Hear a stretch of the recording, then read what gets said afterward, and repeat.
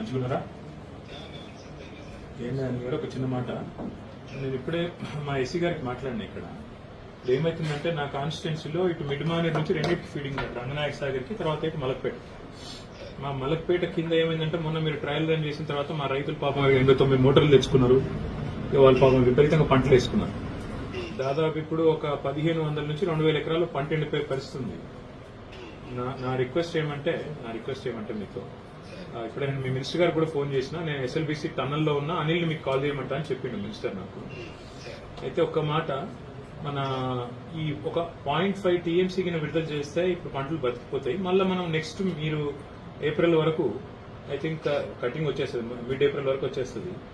కొంత ఇప్పుడు స్టార్ట్ అవుతుంది మార్చ్లోనే, కొంత మిడ్ ఏప్రిల్ దాకా పోతుంది అనుకుంటా. సో మలక్పేటలో ఒక 0.5 టీఎంసీ టు 0.75 టీఎంసీ ఇస్తే బతికిపోతాయి అనిల్ గారు.